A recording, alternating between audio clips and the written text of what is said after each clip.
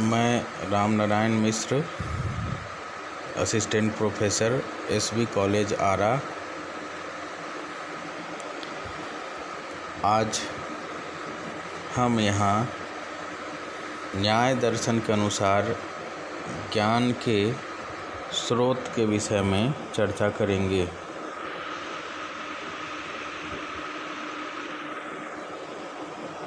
न्याय दर्शन एक वस्तुवादी दर्शन है। वस्तुवादी दर्शन का अर्थ ये है कि यह ज्ञान के वैसे स्वरूप को मानता है जिसमें वस्तु जैसी दिखाई देती है वैसा ही ज्ञान है, या वह ज्ञान प्रामाणिक है जैसा सामने या समक्ष विषय दिखाई पड़ती है। वस्तुवादी होने का एक क्राइटेरिया यह भी है कि इसमें दार्शनिक संप्रदाय ज्ञेय विषय को ज्ञाता से स्वतंत्र मानते हैं, अर्थात उसकी वस्तुनिष्ठ सत्ता मानते हैं।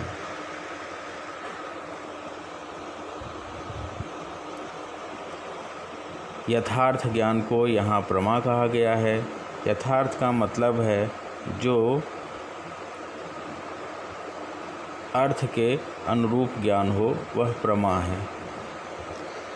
ज्ञान के प्रमुख साधन के रूप में जिसे प्रमाण भी कहा जाता है,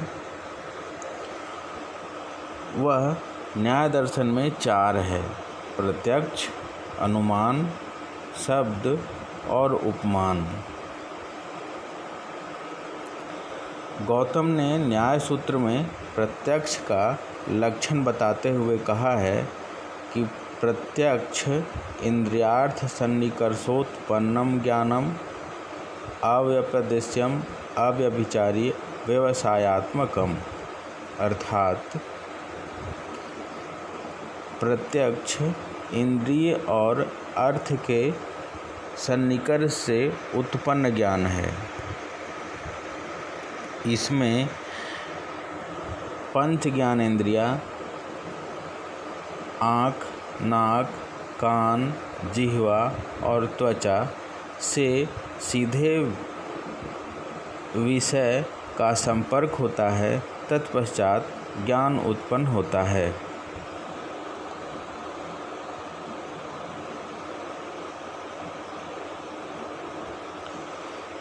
अब प्रश्न उठता है कि पंच ज्ञानेंद्रियों के अतिरिक्त क्या पंच ज्ञानेंद्रियों से ही विषय का संयोग होता है और ज्ञान उत्पन्न होता है, उसमें मन का कोई हिस्सेदारी या कोई सहभागिता नहीं होती है? परंतु ऐसी बात नहीं है। मन जब तक ज्ञानेंद्रियों से संयुक्त न हो तब तक ज्ञानेंद्रियों का प्रभाव विषय पर नहीं पड़ता। हम व्यवहारिक उदाहरण में भी देखते हैं कि जब मन कहीं और होता है और हमारी ज्ञानेंद्रियों का यद्यपि विषय से संपर्क हुआ रहता है, तब भी ज्ञान प्राप्त नहीं होता है। इसका अर्थ है कि ज्ञानेंद्रियों का मन से संयुक्त होना आवश्यक है।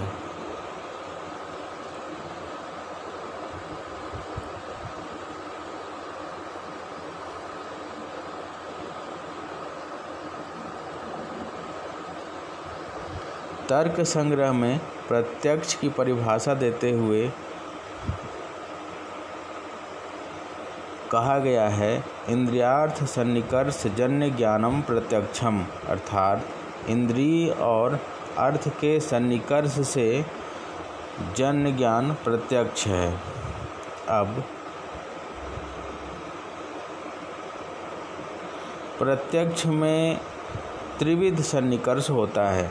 यह सन्निकर्ष आत्मा का मन से, मन का ज्ञानेंद्रियों से और ज्ञानेंद्रियों का बाह्य पदार्थ से सन्निकर्ष होता है। इस त्रिविध सन्निकर्ष के पश्चात ज्ञान उत्पन्न होता है। न्याय दर्शन में प्रत्यक्ष के दो भेद बताए गए हैं, निर्विकल्पक प्रत्यक्ष और सविकल्पक प्रत्यक्ष। वस्तुतः ये प्रत्यक्ष के दो प्रकार या भेद नहीं हैं, अपितु ये प्रत्यक्ष की दो अवस्थाएं हैं। न्याय के अनुसार प्रत्यक्ष ज्ञान है और ज्ञान सदा सविकल्पक होता है, अतः प्रत्यक्ष ज्ञान भी सविकल्पक ही होता है, किंतु सविकल्पक बनने के पूर्व यह ज्ञान निर्विकल्पक अवस्था में रहता है। निर्विकल्पक ज्ञान और सविकल्पक ज्ञान से संबंधित प्रत्यक्ष के भेद का विवेचन करते हुए कहा गया है कि निर्विकल्पक प्रत्यक्ष नाम, जाति आदि गुणों से वंचित ज्ञान है, जबकि सविकल्पक प्रत्यक्ष नाम, जाति, गुण आदि से सहित ज्ञान है। इसमें निर्विकल्पक प्रत्यक्ष में जब हम किसी वस्तु को प्रथम दृष्टया देखते हैं तो वह केवल आभास मात्र होता है, हम उसके विशेष गुणों को नहीं जान पाते हैं, केवल उसके सामान्य गुण को ही जान पाते हैं। यह प्रत्यक्ष की निर्विकल्पक अवस्था है। परंतु जब हम विषय को गहराई से देखते हैं तो उसके विशिष्ट गुणों का बोध होता है और हम उसके नाम, जाति, संज्ञा वगैरह सभी का ज्ञान प्राप्त करने में सक्षम हो जाते हैं, तो इसे सविकल्पक प्रत्यक्ष कहा गया है। निर्विकल्पक प्रत्यक्ष को भाषा में व्यक्त नहीं किया जा सकता। निर्विकल्पक प्रत्यक्ष शिशु के ज्ञान के समान है, जबकि सविकल्पक प्रत्यक्ष में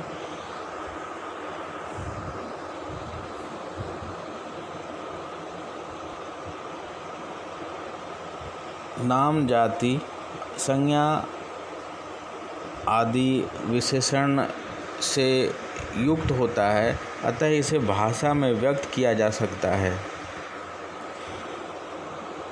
प्रत्यक्ष ज्ञान के जनक के रूप में इंद्रियार्थ सन्निकर्ष अर्थात इंद्रियों के सन्निकर्ष 6 प्रकार से होते हैं, ऐसा न्याय दर्शन में वर्णन है।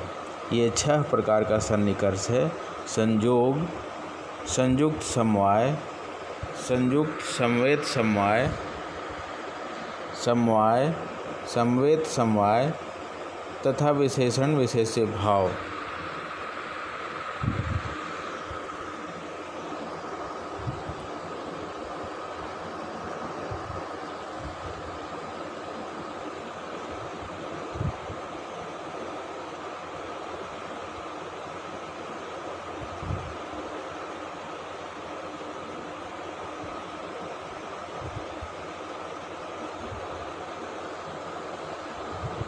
न्याय दर्शन में प्रत्यक्ष को पुनः 2 प्रकार का माना गया है। पहला लौकिक या साधारण प्रत्यक्ष, दूसरा अलौकिक या असाधारण प्रत्यक्ष।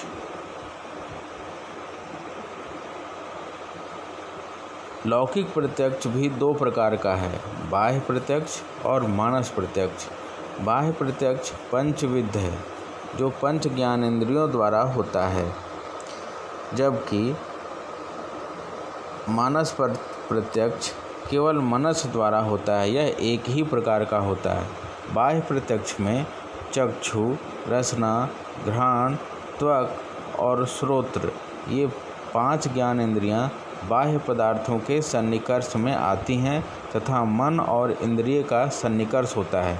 यह आत्मा तथा मन का संयोग बना ही रहता है, तब रूप, रस, गंध, स्पर्श और शब्द का प्रत्यक्ष होता है। मानस प्रत्यक्ष में मन या अतीन्द्रिय का मनोभावों से सन्निकर्ष होता है।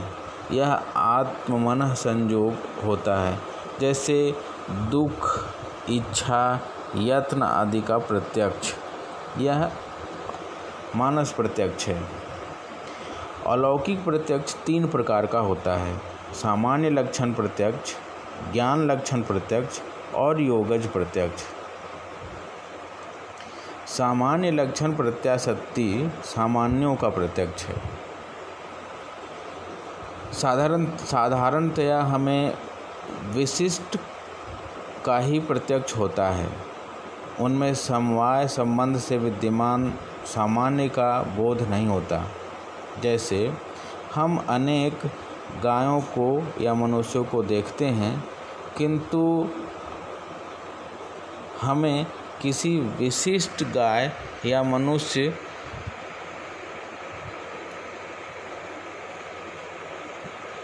ही दृष्टिगोचर होता है, परंतु हम इनमें गोत्व या मनुष्यत्व को देखते हैं।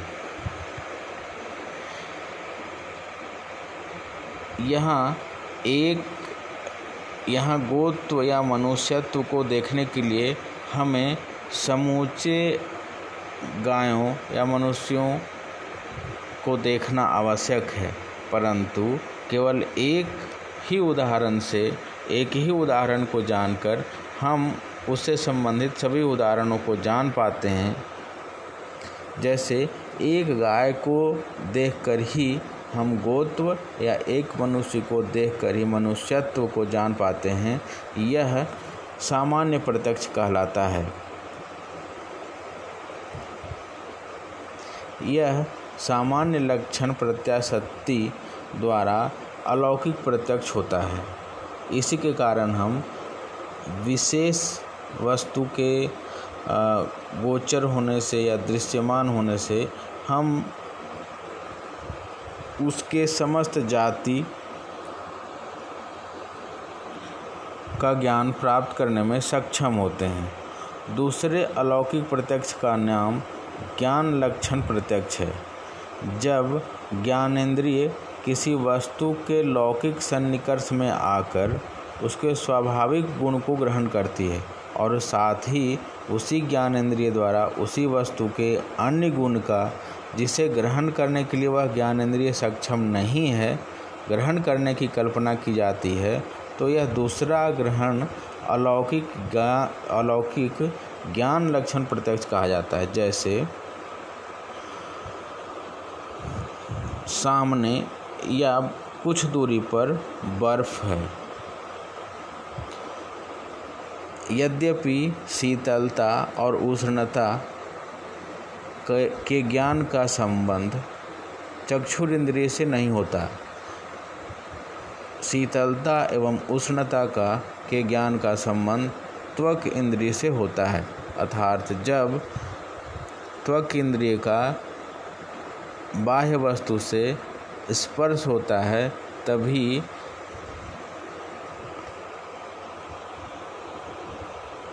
उष्णता या शीतलता का ज्ञान होता है, परंतु जब कोई हिमखंड कुछ दूरी पर स्थित होता है और हम अपनी आँखों से केवल उसे देखकर ही शीतलता का अनुभव करते हैं, ठिठुरन का अनुभव करते हैं, तो यह चक्षुरिंद्रिय जिस विषय का ज्ञान नहीं कर पाता है या करने में सक्षम नहीं है, उसका भी ज्ञान प्राप्त कर लेता है।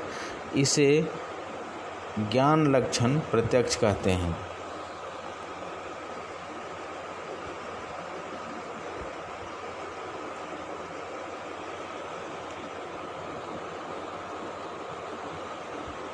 तीसरा योगज प्रत्यक्ष।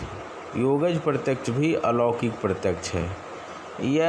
इस प्रत्यक्ष में जब समाधि में योगियों द्वारा भूत भविष्य और वर्तमान के ज्ञान या भूत भविष्य और वर्तमान में स्थित विषय का ज्ञान हस्ताकमलवत होता है, तो इसे योगज प्रत्यक्ष कहते हैं।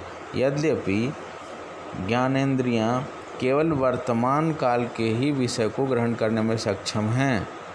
तथापि योगज प्रत्यक्ष में इंद्रियां अपने भूत, भविष्य और वर्तमान काल के विषयों के ज्ञान प्राप्त करने में भी सक्षम हो जाते हैं। इसलिए इसे योगज प्रत्यक्ष कहा जाता है। यह न्याय दर्शन के प्रत्यक्ष का वर्गीकरण है, जिसमें प्रत्यक्ष के विभिन्न प्रकारों की चर्चा की गई है। अब यहाँ ये देखना होगा कि न्याय दर्शन द्वारा वर्णित प्रत्यक्ष ज्ञान, जो ज्ञान का एक प्रमुख साधन है, वह कितना उपयुक्त है। न्याय दर्शन के अनुसार इंद्रिय और विषय के संपर्क से उत्पन्न ज्ञान प्रत्यक्ष है, परंतु भ्रम में भी इंद्रियां विषय के साथ संपर्क करती हैं, सन्निकर्ष करती हैं, परंतु वह ज्ञान भ्रमात्मक होता है। जैसे रस्सी, जैसे सामने स्थित वृक्ष में मानवाकृति दिखाई देना या मनुष्य को देखना, इसमें दूर स्थित वृक्ष के ठूंठ से यद्यपि इंद्रिय का सन्निकर्ष होता है, लेकिन जो ज्ञान उत्पन्न होता है मनुष्य के रूप में या खड़े मनुष्य के रूप में जो ज्ञान प्राप्त होता है, वह यथार्थ ज्ञान न होकर भ्रमात्मक होता है। फिर ये भी प्रश्न उठता है कि जब इंद्रियों का सन्निकर्ष विषयों के साथ होता है तभी ज्ञान उत्पन्न होता है, तो इस स्थिति में सामान्य लक्षण, ज्ञान लक्षण और योगज प्रत्यक्ष अर्थात न्याय दर्शन में जो अलौकिक प्रत्यक्ष है, उसकी सम्यक व्याख्या संभव नहीं है। अतः न्याय दर्शन द्वारा वर्णित प्रत्यक्ष ज्ञान की यद्यपि सीमा है, परंतु यहाँ प्रत्यक्ष ज्ञान की स्पष्ट और व्यापक विश्लेषण मिलती है। अब हम ज्ञान के दूसरे स्रोत अनुमान, जिसे अंग्रेजी में इन्फरेंस कहते हैं, की चर्चा करेंगे। अनुमान के संदर्भ में मुख्य बातें यह है कि हम पहले अनुमान के अर्थ, अनुमान के प्रकार और अनुमान प्रमाण की सीमा की चर्चा करेंगे। अनुमान एक ज्ञान के बाद या एक ज्ञान के आधार पर दूसरे प्राप्त होने वाले ज्ञान को अनुमान कहते हैं। इसे दूसरे शब्दों में ये कहा जाए कि प्रत्यक्ष ज्ञान के आधार पर अप्रत्यक्ष वस्तु का ज्ञान प्राप्त करना अनुमान है। जैसे पहाड़ पर या पर्वत पर स्थित धुएं को देखकर वहाँ अग्नि होने का ज्ञान अनुमान है।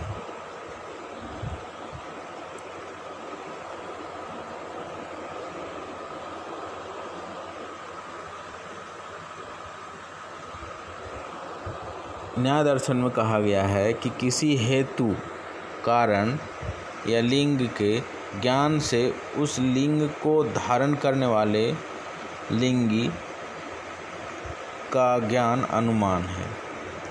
यह परोक्ष ज्ञान है जो हेतु से उत्पन्न होता है। हेतु के साथ साध्य का नियत संबंध होता है और हेतु की पक्ष में स्थिति पक्षधर्मता कहा जाता है। दरअसल अनुमान में 3 तत्व होते हैं: हेतु, साध्य और पक्ष। हेतु अर्थात जिसके माध्यम से अनुमान किया जाता है वह हेतु है। जिसका अनुमान किया जाता है वह साध्य है। और साध्य जहाँ स्थित होता है उसे पक्ष कहते हैं। उदाहरण के लिए पर्वत पर धुआं है इसलिए वहाँ आग है। यहाँ धुआं हेतु है, आग या अग्नि साध्य है और पर्वत पक्ष है।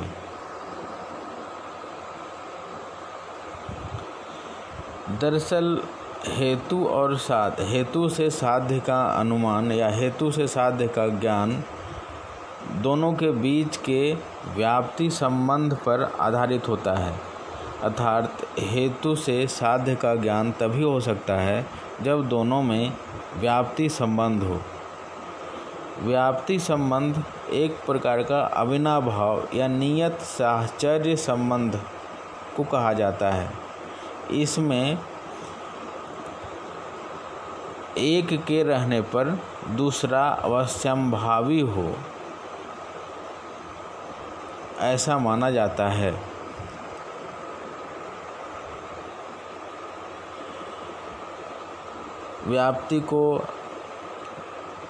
यह व्याप्ति एक नियत साहचर्य संबंध है जिसका बाध कभी नहीं हो सकता।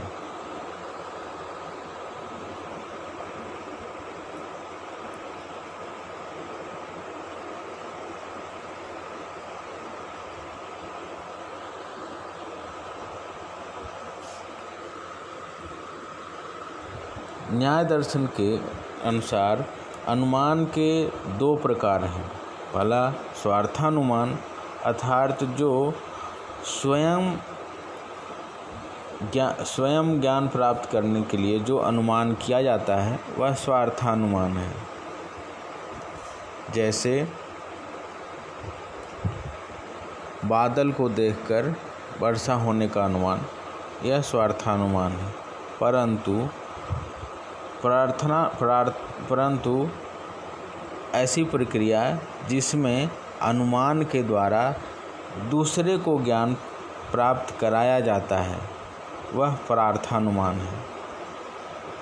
परार्थानुमान पांच अवयव वाले वाक्यों द्वारा प्रकट किया जाता है। ये हैं हेतु, ये हैं प्रतिज्ञा। उदाहरण के लिए जैसे पर्वत वहनीमान है, जिसे सिद्ध किया जाता है उसे जो सिद्ध किया जाता है उसे प्रतिज्ञा कहते हैं। पर्वत वहनीमान है क्योंकि वह धूमवान है, क्योंकि वहाँ धुआं है। अर्थात साधन क्या है? धुआं यहाँ हेतु हुआ। जो धूमवान है वह नियत रूप से वहनीमान है। ऐसा जैसे रसोई घर, भट्ठी आदि में यह देखने को मिला हुआ है। तो यह उदाहरण कहलाता है। अब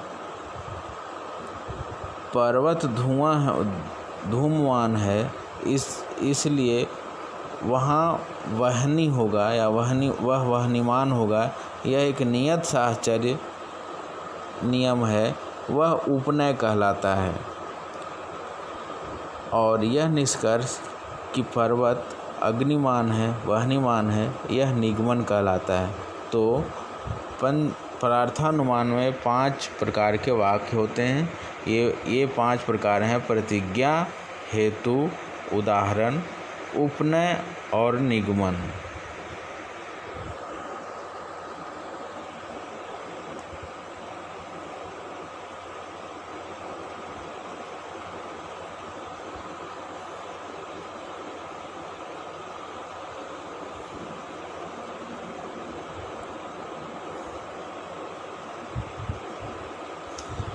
न्याय दर्शन में व्याप्ति के प्रकार भेद से अनुमान के 3 स्वरूप हैं। पहला जहाँ केवल अन्वय व्याप्ति हो, अर्थात इसे केवलान्वयी अनुमान कहते हैं। जैसे उदाहरण के लिए, जहाँ प्रमेय है वह अभिधेय है। जैसे पट, घट प्रमेय है अतः घट अभिधेय है। यहाँ केवल अन्वय व्याप्ति है। यहाँ सभी वस्तुओं के प्रमेय और अभिधेय होने के कारण यहाँ व्यतिरेक व्याप्ति संभव नहीं है। अन्वय व्याप्ति मतलब जहाँ केवल उपस्थिति हो, अनुपस्थिति की चर्चा न हो। दूसरा है केवल व्यतिरेक व्याप्ति या केवल व्यतिरेकी अनुमान। इसमें एक पदार्थ के नहीं रहने पर दूसरे पदार्थ के नहीं होने की सिद्धि की जाती है। जैसे जो द्रव्य पृथ्वी से भिन्न द्रव्यों से भिन्न नहीं है उसमें गंध नहीं है। जैसे जल में पृथ्वी में गंध है अतः पृथ्वी अन्य द्रव्यों से भिन्न है। यहाँ केवल पृथ्वी के ही गंधवती होने के कारण हेतु की केवल पक्ष में विद्यमानता है, अतः अन्वय का दृष्टांत संभव नहीं है, अर्थात उपस्थिति का दृष्टांत संभव नहीं है। तीसरा है अन्वय और व्यतिरेकी अनुमान, अर्थात यह एक संयुक्त अनुमान है। अन्वय व्यतिरेकी अनुमान जिसे कहते हैं, जिसमें उपस्थिति और अनुपस्थिति दोनों की चर्चा की जाती है।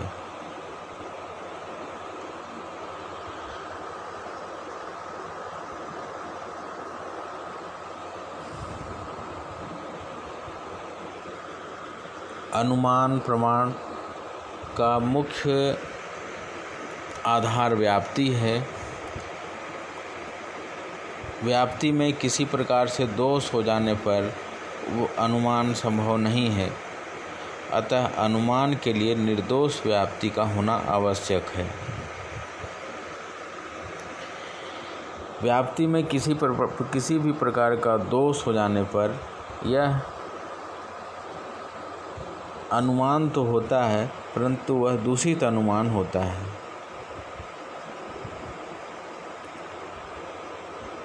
अनुमान प्रमाण की भी अपनी सीमा है।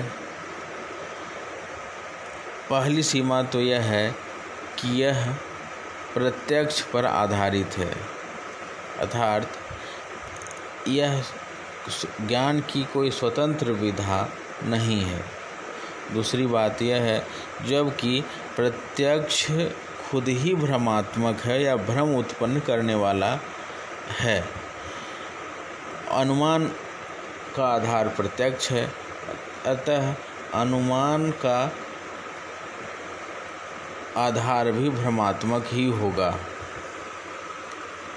दूसरी बात यह है कि अनुमान प्रमाण का आधार व्याप्ति संबंध है, परंतु व्याप्ति संबंध में कोई नियत साहचर्य संबंध हो ऐसी आवश्यकता नहीं है। हम दो वस्तुएं, दो घटनाएं जिसमें हम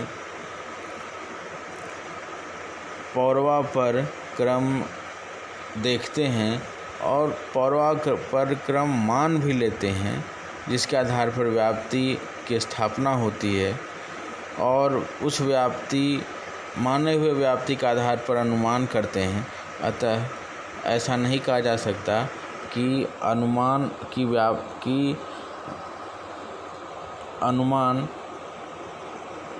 कोई स्वतंत्र ज्ञान का स्रोत हो।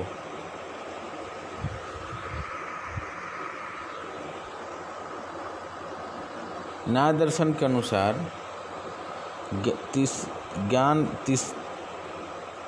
तीसरा ज्ञान का स्रोत शब्द है। शब्द को यहाँ आप्त वाक्य माना गया है। आप तो उसे कहते हैं जो यथार्थ वक्ता हो, अर्थात जिसके वचन या जिसकी बोली या जिसका कथन प्रामाणिक हो।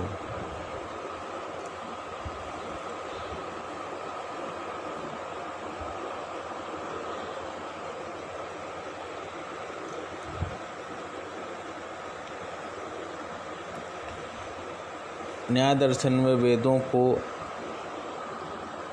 शब्द प्रमाण के अंतर्गत रखते हैं। वेद, संहिता आदि के अतिरिक्त कोई अनुभवी व्यक्ति द्वारा दिया हुआ ज्ञान जिसका खंडन संभव न हो, जो यथार्थ हो, उसे भी आप्त या शब्द प्रमाण की संज्ञा दी गई है और उसे भी ज्ञान प्राप्ति का प्रमुख स्रोत माना गया है।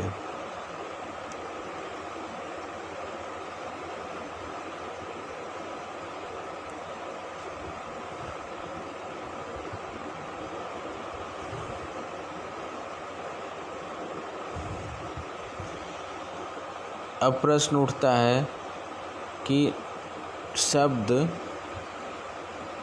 क्या हैं या शब्द प्रमाण में वाक्य क्या है।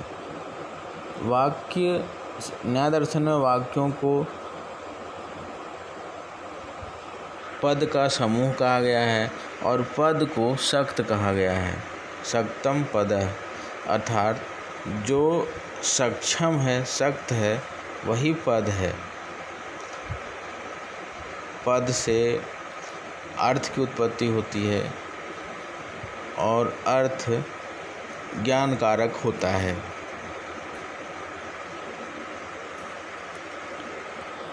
न्याय दर्शन के अनुसार वाक्यार्थ बोध के लिए आकांक्षा, योग्यता,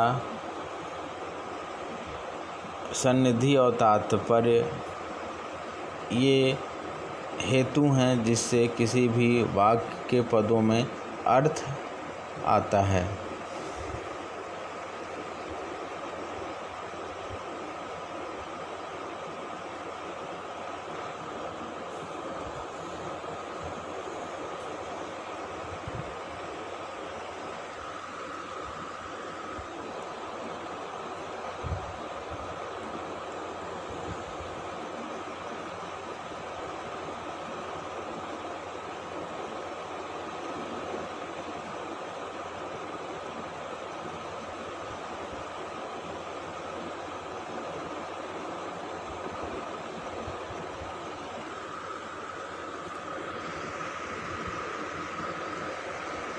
शब्द प्रमाण की भी अपनी सीमा है।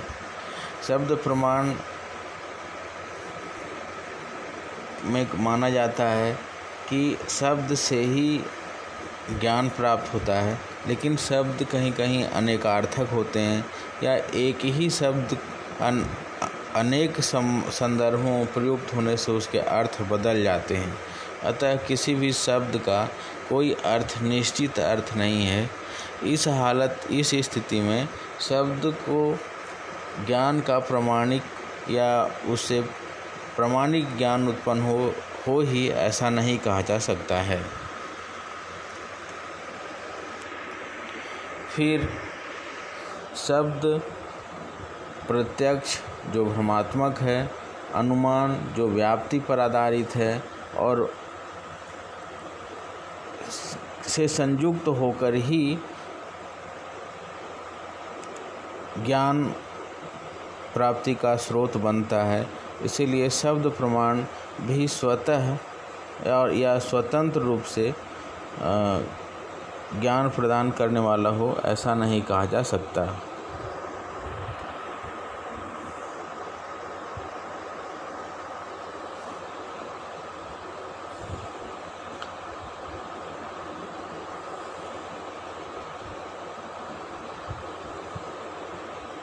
तीसरा है उपमान प्रमाण।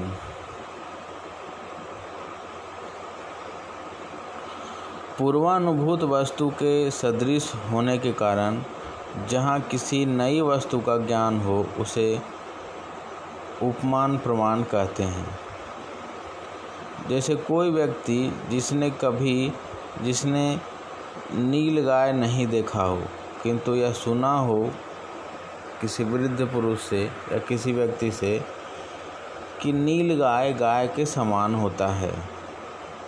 जब वह व्यक्ति वन में जाता है और देखता है कि वहाँ गाय के सदृश एक पशु है और उसे यह ज्ञान होता है कि एक व्यक्ति ने यह कहा था कि नील गाय गाय के समान होती है, तो यह अवश्य ही नील गाय है।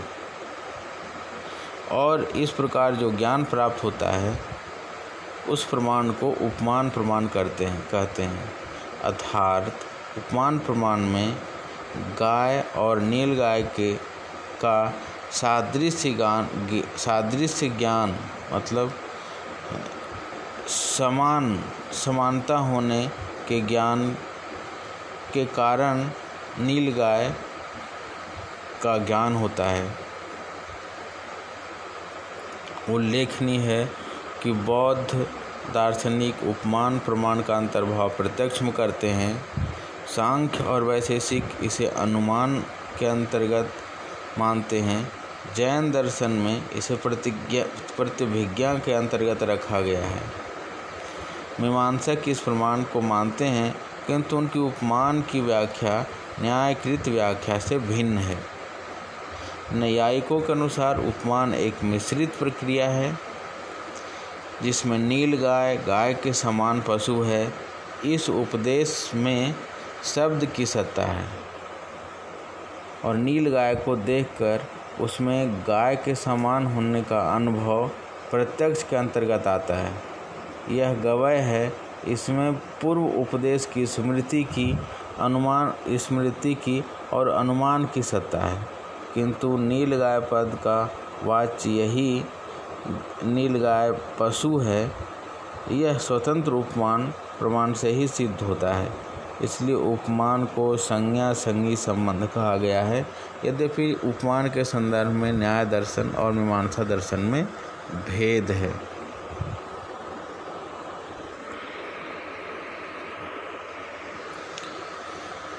न्याय दर्शन के द्वारा वर्णित उपमान प्रमाण की भी अपनी सीमा है। उपमान प्रमाण में यह एक सादृश्यता के आधार पर उत्पन्न होने वाला ज्ञान है। यद्यपि बहुत सारे दार्शनिक इसे ज्ञान का स्वतंत्र प्रमाण नहीं मानते हैं। किसी ने इसे प्रत्यक्ष के अंतर्गत माना, किसी ने इसे अनुमान के अंतर्गत माना, किसी ने इसे प्रतिभिज्ञा के अंतर्गत माना।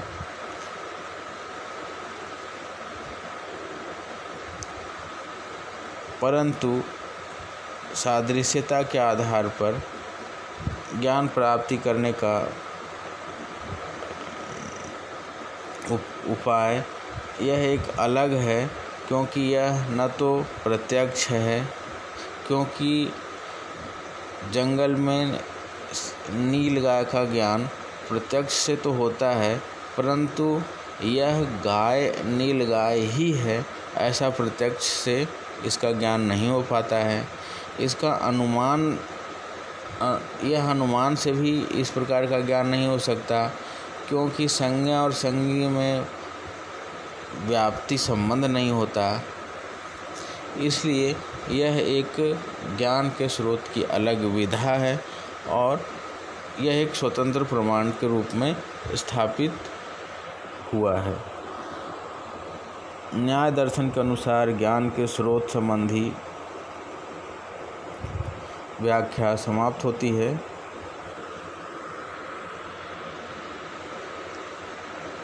न्याय दर्शन ज्ञान मीमांसा प्रधान दर्शन है। ज्ञान के स्रोत, ज्ञान की प्रामाणिकता, ज्ञान के स्वरूप का यहाँ विशद विवेचन मिलता है।